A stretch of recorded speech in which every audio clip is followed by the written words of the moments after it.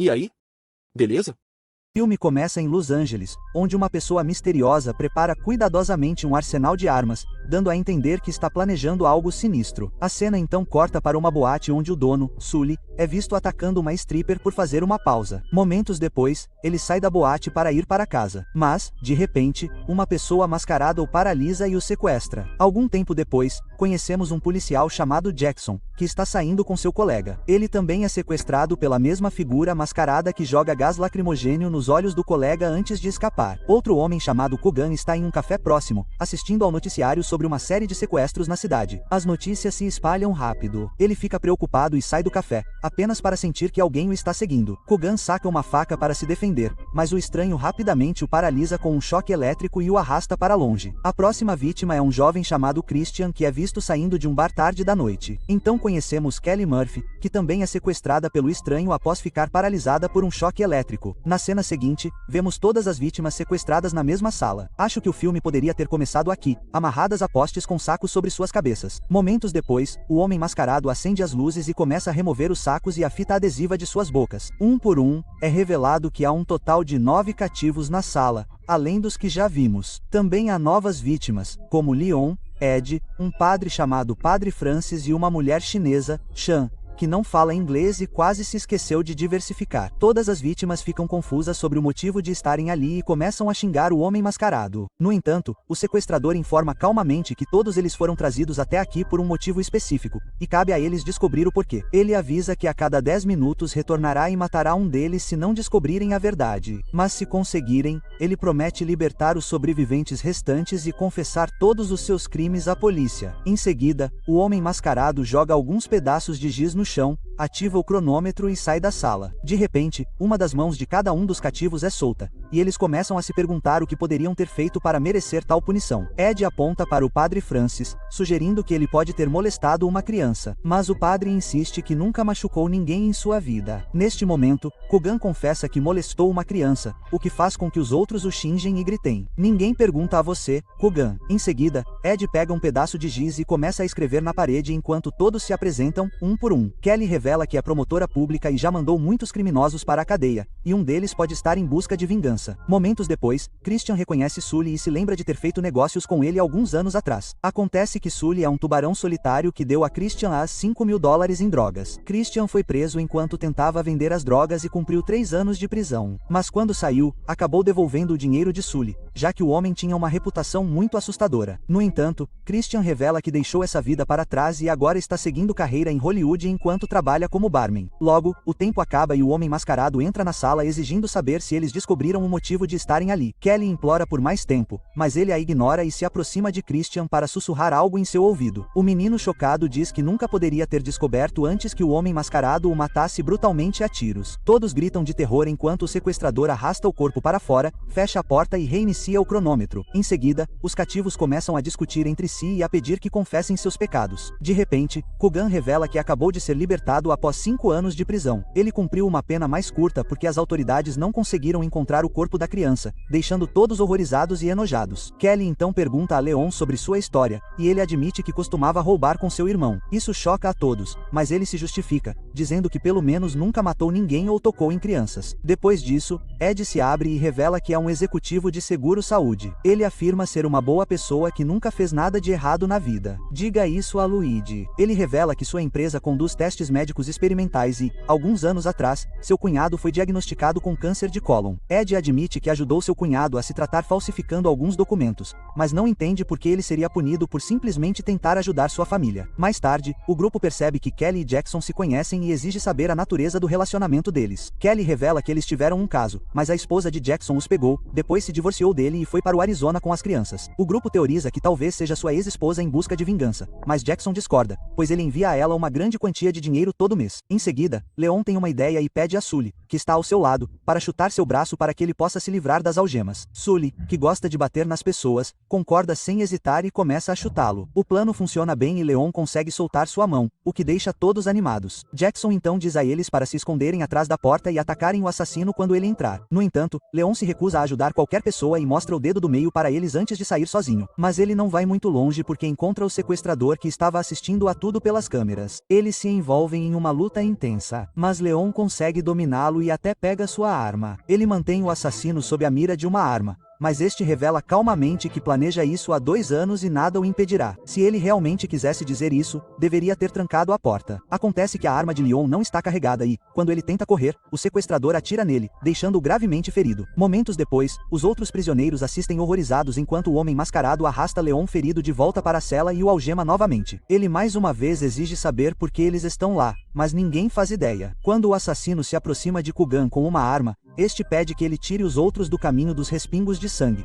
pois não quer que eles moram tão cedo. O sequestrador sussurra algo em seu ouvido, e Kugan concorda que é realmente um bom motivo. Por que eles não gritam para os outros? Ele então tenta estrangular o homem mascarado, mas este o domina facilmente e atira em seu coração. Enquanto arrasta o corpo sem vida de Kugan para fora da sala, ele avisa Leon que ele será a próxima vítima. Momentos depois, o cronômetro reinicia mais uma vez, e a ansiedade do grupo aumenta, pois eles ainda não têm ideia do porquê de estarem ali. Um vislumbre repentino de esperança aparece quando Chan reconhece Kelly e começa a falar em mandarim. Mas como ninguém a entende, Chan usa o giz para desenhar algo e até diz bang bang. O grupo se pergunta como Chan pode estar com tesão em um momento como esse. Neste momento, Kelly finalmente a reconhece e pergunta se seu nome é Nung Chan, ao que a mulher confirma. Acontece que alguns anos atrás, Kelly havia lidado com um caso de assalto envolvendo uma loja de bebidas de propriedade de Chan. A idosa identificou o criminoso, um jovem de 20 anos chamado Wade Glay, que Kelly havia mandado para trás das grades. No entanto, eles ainda não conseguem conectar tudo, pois tudo o que tem é o assalto e o nome. Com apenas 2 minutos restantes, Leon decide confessar e admite que mentiu quando disse que não matou ninguém. Acontece que ele matou o próprio irmão após uma traição nos negócios e vendeu todas as armas depois. Um Leon arrependido agora implora por perdão, e o padre lhe diz: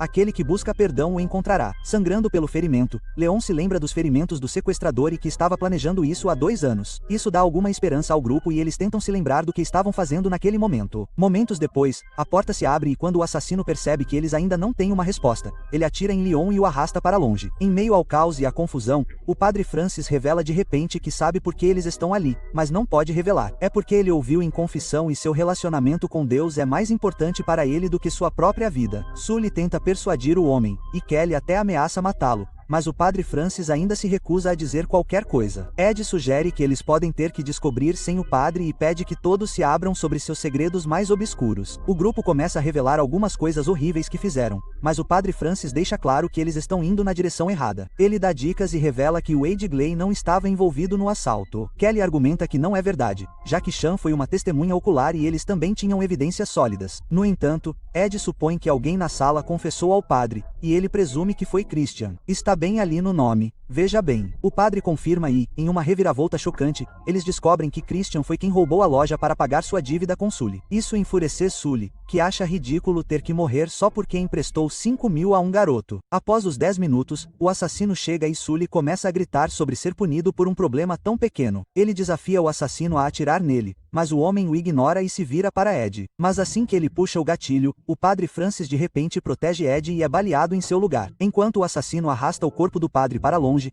Kelly tenta argumentar com ele e até o chama pelo nome de Wade. O homem faz uma pausa e revela que não é o Wade antes de sair da sala. Quando o cronômetro reinicia, Jackson sugere que o homem pode ser alguém próximo ao Wade, como um amigo ou um membro da família. Mas Kelly rebate que não havia ninguém presente em seu julgamento e que ela não se lembra de ninguém, já que foi há muito tempo. No entanto, acontece que Wade foi para a prisão há 5 anos, o que Jackson acha estranho porque o assassino está planejando isso há apenas 2 anos. Neste momento, Sully tem uma percepção e se lembra de como Christian afirmou que não tinha nada quando foi libertado da prisão, mas seria impossível para ele ter mencionado o assalto à loja de bebidas sem uma arma. Ele se lembra de Leon dizendo que vendeu as armas após matar seu irmão e suspeita que foi ele quem vendeu a arma para Christian. Isso explica porque o resto deles estão todos na cela, mas eles ainda não conseguem descobrir como Kugan, Ed e Jackson estão conectados a isso. Logo, o cronômetro se esgota novamente, e o assassino entra na sala. Ele entrega a Chan um pedaço de papel com uma escrita em mandarim, e ela finalmente entende o raciocínio por trás de tudo. A mulher apavorada cai de joelhos, chorando e se desculpando desesperadamente. Mas o homem não mostra misericórdia e a mata a tiros brutalmente. Isso aterroriza Kelly, que implora ao assassino para libertá-la, dizendo que tem um filho que precisa da mãe. No entanto, o assassino pergunta quando foi a última vez que ela passou um tempo com seu filho, que é cuidado principalmente por uma babá. Ele diz a ela para não usar o filho como desculpa e, de repente, se vira para Jackson,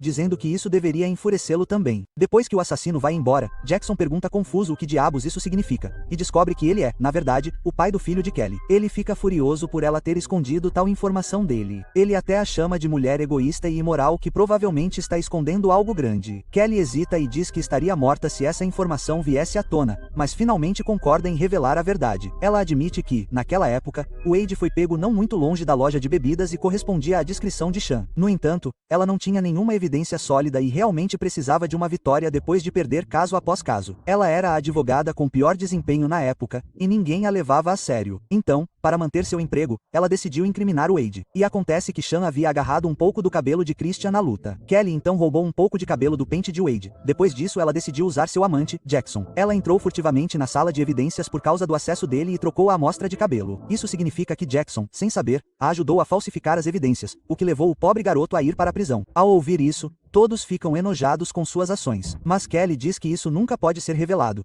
pois ela iria para a prisão e perderia seu emprego e seu filho. O grupo começa a teorizar que o assassino deve ser o pai de WDE, que está buscando vingança por seu filho. Eles começam a especular sobre o que aconteceu com o Wade depois que ele foi para a prisão e presumem que ele deve ter cruzado o caminho de Kugan, que também foi condenado a 5 anos. Mas com o cronômetro em contagem regressiva rápida, eles ainda não conseguem descobrir a conexão de Ed com toda a história. Momentos depois, o assassino entra na sala e, quando eles não conseguem dar uma resposta completa, ele mata Sully implacavelmente. Depois que o homem vai embora, apenas Kelly, Jackson e Ed permanecem, e eles estão extremamente ansiosos e aterrorizados. Ed então se lembra de como, antes de Kugan morrer, ele pediu ao assassino que não jogasse seu sangue em ninguém, temendo que isso pudesse causar a morte deles. Ed então teoriza que Kugan devia ter tido AIDS e talvez tenha conhecido o Wade na prisão, onde agrediu o jovem e o infectou. Os outros dois rejeitaram essa teoria como absurda, mas Ed explica que sua empresa estava conduzindo testes de terapia medicamentosa para prolongar a vida de pacientes com AIDS na época em que o Wade saiu da prisão. Parte do trabalho de Ed envolvia rejeitar candidatos e, de acordo com a política da empresa, ele costumava recusar pessoas com antecedentes criminais, idade errada, seguro inadequado ou fundos insuficientes. Ed admite que pode ter sido ele quem rejeitou o pedido de WDE por causa de sua ficha criminal. É por isso que o pai de WDE começou a planejar vingança 2 anos atrás,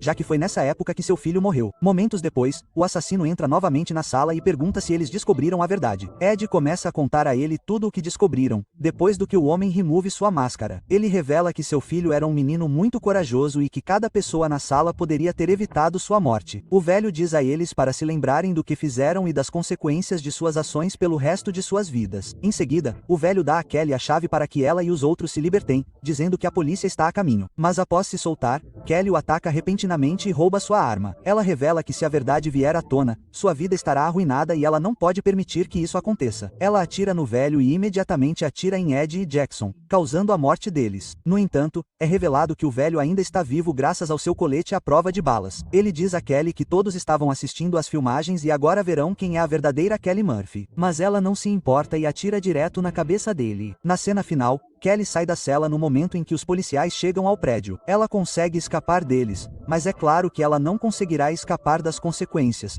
pois toda a aprovação já foi transmitida para o